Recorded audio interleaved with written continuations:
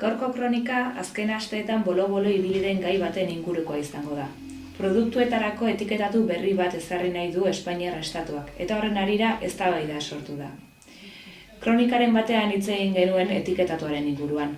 Zein zaila den produktuek daramatena interpretatzea eta nola industriak engainatzea lortzen duen etiketatuari esker. Dela esaldi ponpoixoa jarriz, dela marrazki bizidunetako pertsonaiak erabiliz, eta bar. Etiketatuaren interpretazio hortan laguntzari begira, Nutri-Score delako sistema ezarri nahi da esan bezala Espainiar Estatuan. Frantziar Estatuko sistema bat da eta semaforo moduko zerbait da. 5 kolore eta 5 letra ditu. Kolorei dagokionez, kalitate nutrizional hoberena berdearekin identifikatuko litzake, eta gorriarekin txarrena. Kolore bakoitzari letra bat ezarriko litzaioke, A, B, C, D edo D. Produktuaren kalitatea neurtzeko algoritmo bat erabiltzen da, eta horrela 0tik 10 puntuatzen da elementu bakoitza. Guztira, 19 puntu baino gehiago lortzen dituen produktua gorriz markatu beharko litzateke. Sistema honen implantazioa noiz hasiko litzateken oraindik ez dago argi. Etiketa berria Europar Batasun guztian berdina izatea nahi da, baina hori noiz iritsiko den oraindik ez dago jakiterik. Aldiz, litekeena da Espainiar Estatuan lehenago ezartzea, baina ez derrigorrean. Hau da, ez araudiak ezarri izanagatik. Goazen sistema honen alde positibo eta negatiboak ikustera. Alde batetik askotan esan dugun bezala, produktuak bere osotasunean baloratu behar ditugu, ez nutriente konkretu baten arabera. Hori da hain zuzen ere sistema honen algoritmoak erabiltzen duena. Nutriente konkretuak baloratzen ditu, eta modu hortan, esaterako Coca-Cola zero freskagarria postu honean geratuko litzateke, eta oliba olioa gantz saturatuak dituenez, semaforoan gorri moduan markatuko litzateke. Beraz, interpretazioa lagundu baino, kontsumitzaileak oraindik eta gehiago nahas daitezke.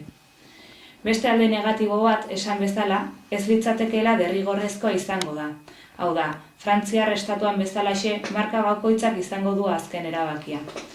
Osasun Ministerioak soilik gomendatu egin ahal izango luke.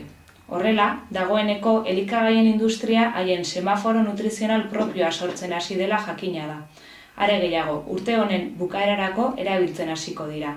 Haien mesederako semaforoak egingo dituztelarik nola edo hala noski. Modu hortan, Europar Batasunetik legea definitu arte, produktu bakoitzean 2 semaforo edukitzea ere gerta daiteke. Baina tira, hau dena ikusteke legoke. Alde positiboa da, kasu askoetan, elikagai ez osasuntsuak gorriz markatuak izango liratekeela. Sinazukar.orgek sistema honen simulazioa egin du, eta bertan gaietak eta alakoak gorri edo gorritik gertu leudeke. Laburbilduz, sistemak alde positiboak eduki ditzazkeen arren hutsune asko ditu. Badira semaforo bat ezarri aurretik kontsumitzaileentzat eraginkorragoak liratezkeen ekintzak nire iritziz. Lehenengoa, marrazki bizidunetako pertsonaiak produktu ez osasuntsuetan erabiltza debekatua egotea litzateke. Bigarrena, espazio publikoetan elikagai ez osasuntsuak saltzen dituzten makinak debekatuta egotea, eta aukera osasuntsuak eskaintzea. Eta hirugarrena, telebistako eta kaletako publizitatea erregulatu egin beharko litzateke, eta osasuntsuak ez direnak ez lirateke agertu ere egin beharko.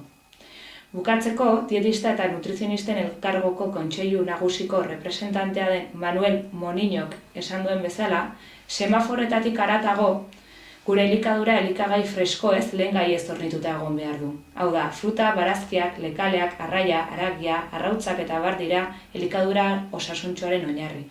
Eta beraz, semaforoa daraman produktu oro, gorri edo berde izan, bere osotasunean baloratzen jarraitu beharko dugu. Osagaien zerrenda irakurtzen hasiaz. Honaino etiketatuari dagokiona. Orain, bukatzeko beti bezala, errezeta bat emango dizuet. Platano eta olokrepak egingo ditugu gaurkoan. Gosari, askari, zein merendietarako aproposak. Beharko ditugun osagaiak 5 krepe egiteko, hauek dira. Ondutako platano bat, 2 arrautza, 40 gramo olo txikitu eta kanela apur bat. Egiteko, erraza, batidora baso batean osagai guztia jarri, batidora pasa, eta lortutako masa burruntzale baten laguntzarekin ondo berotutako zartai batean pixkanaka banan-banan krepak egitea. Eta listo, orain bai, hauxe da guztia gaurkoz, hurren arte.